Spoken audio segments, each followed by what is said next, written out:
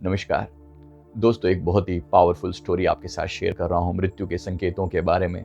एक बार एक व्यक्ति, उसे मौत से बहुत डर लगता था, जैसे संसार के अधिकतर लोगों को लगता है। उसने जगह जगह पूछा, मेरे बारे में कुछ बताओ कि मेरी मृत्यु कब होगी। लोग हमसे भी पूछते हैं, कई बार मैसेज कर करके पूछते हैं, मृत्यु कब होगी बताओ। ज्योतिषियों से निकलवाया, कोशिश करी कि पता लग जाए, लेकिन उन्होंने कहा कि इस बारे में कोई कुछ नहीं कह सकता। तो लेकिन उन्होंने कहा कि मौत से बचने के लिए एक साधना बता देते हैं। उन्होंने यमराज की कोई साधना उसे बता दी। वो यमराज की साधना करने लगा। उसने किया, पूरी दृढ़ता के साथ किया। अब डरता हुआ इंसान यमराज की साधना ही तो करेगा, और क्या करेगा। उसने किया, यमराज की साधना करी। यमराज प्रसन्न हुए और उसको आकर, यमराज मतलब मृत्यु के देवता, आकर प्रसन्न हुए और कहा कि बताओ क्या चाहिए। तो उन्होंने कहा कि मैं मरना नहीं चाहता, मुझे अमर बना दीजिए। यमराज ने कहा, यह सृष्टि के नियमों के खिलाफ है, तुम्हें अमर तो नहीं बनाया जा सकता, और कुछ मांगो। तो उसने कहा कि अगर अमर नहीं बनाया जा सकता तो इस बात का प्रॉमिस करो, वायदा करो कि मेरी जब भी मृत्यु होने वाली होगी, मुझे संकेत दोगे, मुझे क्लियर कट पता चले कि मृत्यु होने वाली है, समय आने वाला है, ताकि मैं अपने परिवार के लिए संभल जाऊं और मैं भगवान की भक्ति में लग जाऊं, कल्याण में लग जाऊं। यमराज ने कहा, ऐसा जरूर होगा, ये मैं बात मान लेता हूं, मैं तुम्हें जरूर संकेत दूंगा, लेकिन तुम्हें मैं आगाह कर रहा हूं कि जब भी संदेश मिले तो तुम बिल्कुल अलर्ट हो जाना, तैयार हो जाना, बिल्कुल मृत्यु की तैयारी कर लेना। फिर उसने कहा कि जरूर। ये कहकर बात यहां पर समाप्त हुई, और उसको अब ये बिल्कुल मेक अश्योर हो गया, उसको ये बिल्कुल पक्का हो गया कि भाई अब यमराज संकेत तो दे ही देंगे। और ये कहकर उसने सारे साधना वादना सब छोड़ दी और संसार की मस्ती करने लगा। आनंद में जो उससे हो सके खाए पिए, मौज करे, घूमे फिरे इधर उधर, और जो कर सकता है मस्ती कर रहा है। मतलब जिस तरीके से भी अपना जीवन की खुशियों को, सुविधाओं को बस मजे ले रहा है। भूल गया सारी बातें, दिमाग से हटा दिया सब कुछ। भाई संकेत तो मिल ही जाएगा, मौत से पहले संकेत तो मिल ही जाएगा, तो फिर क्या टेंशन लेनी। बड़े मस्ती करे, राग रंग में मस्त जीवन बिता रहा है, गंवा रहा है। जीवन सारा नजदीक आ पहुंचा, बुढ़ापा आ पहुंचा। अब बुढ़ापा आते ही बाल सफेद हुए। उसके बाद थोड़े समय के बाद जो है वो दांत गिर गए। थोड़े समय के बाद आंखें जो है वो दिखना कम हो गया, कानों से सुनना कम हो गया।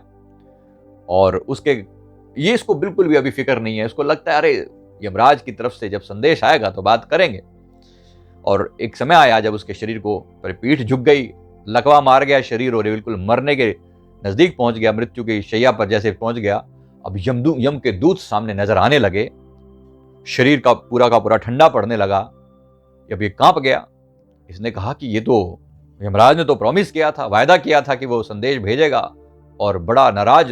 मैं तो जाके यमराज से पूछूंगा, हिसाब किताब करूंगा। लेकिन यमदूतों ने कहां छोड़ना था, प्राण पखेरु निकाले और ले गए। यमराज के सामने, मौत के देवता के सामने प्रस्तुत किया। तो इसने जहते अपनी शिकायत चालू कर दी कि महाराज आपने तो प्रॉमिस किया था, आपने मुझे वायदा किया था कि आप मृत्यु के बारे में मुझे संकेत दोगे, लेकिन आपने मुझे कुछ नहीं बताया, आपने मुझे कोई चिट्ठी नहीं लिखी, आपने मुझे कुछ भी नहीं बताया। यमराज ने पूरे विस्तार से उसे समझाया, तूने क्या समझ रखा था। जिस दिन से ये जीवन शुरू होता है, पहली चीज अगर कुछ निश्चित है तो वो केवल मौत है।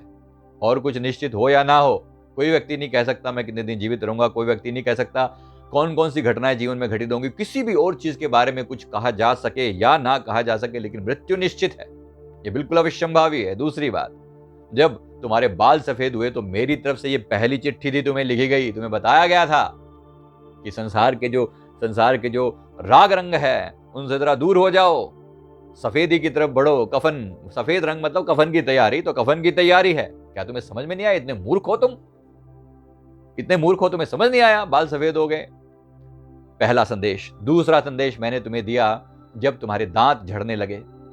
मैंने तुम्हें क्लियर कट, बिल्कुल साफ सुथरे ढंग से मैंने तुम्हें बताया कि दांत झड़ गए हैं। दुनिया के स्वाद अब वैसे स्वाद नहीं रहेंगे, दुनिया के स्वाद अब वैसे स्वाद नहीं रहेंगे जो तुम अब तक खा रहे थे, पी रहे थे।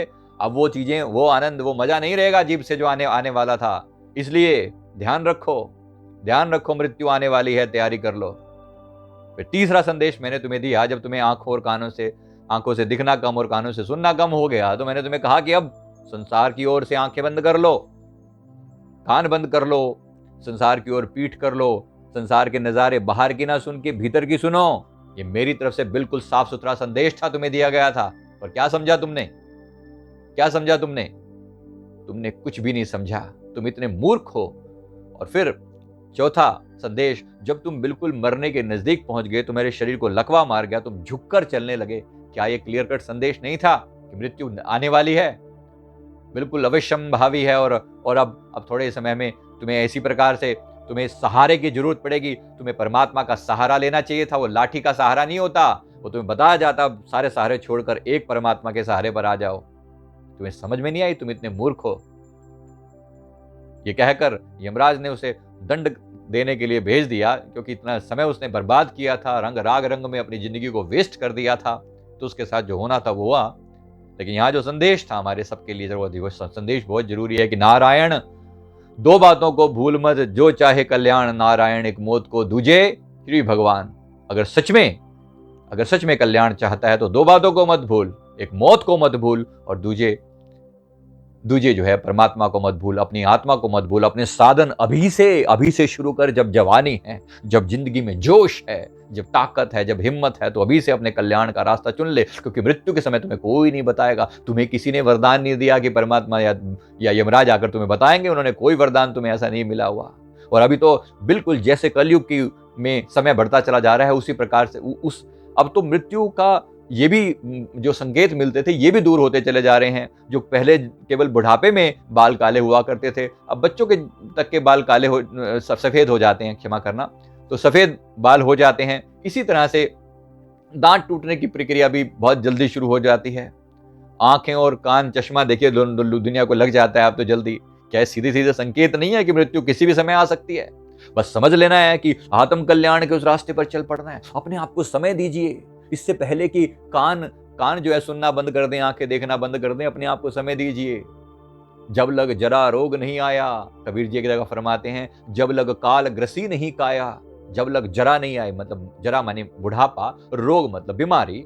जब लग जरा रोग नहीं आया, जब लग काल ग्रसी नहीं काया, जब लग मौत ने आकर तुम्हें कब्जा नहीं कर लिया, जब लग विकल भई नहीं वाणी, तेरी वाणी तुतलाने नहीं लगी, थरथराने नहीं लगे हाथ। भज ले रे मन सारंग पानी, कि भज कैसे भज, जैसे पपीहा सारंग जो है वो पानी को रटता है, इसका मतलब होता है पपीहा जो पीहू पीहू पीहू करता है, वैसे ही तू भी परमात्मा की रटन लगा और पार होने का उपाय कर।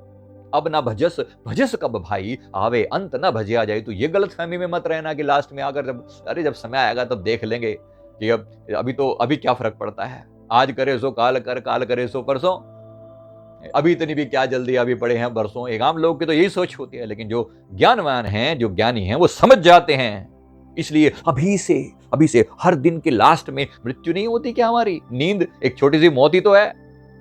इसलिए हर रात अपना हिसाब किताब पूरा करके सोएं। क्या पता यही रात आखिरी हो, क्या पता यही रात अंतिम हो। ये तो होने ही वाला है, कोई ना कोई रात अंतिम होने वाली है, कोई ना कोई दिन अंतिम होने वाला है।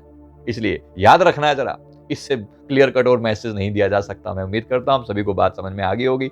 वीडियो को लाइक करें, कमेंट करें, हमारे चैनल को जरूर सब्सक्राइब कर लें। Thank you very much, thank you.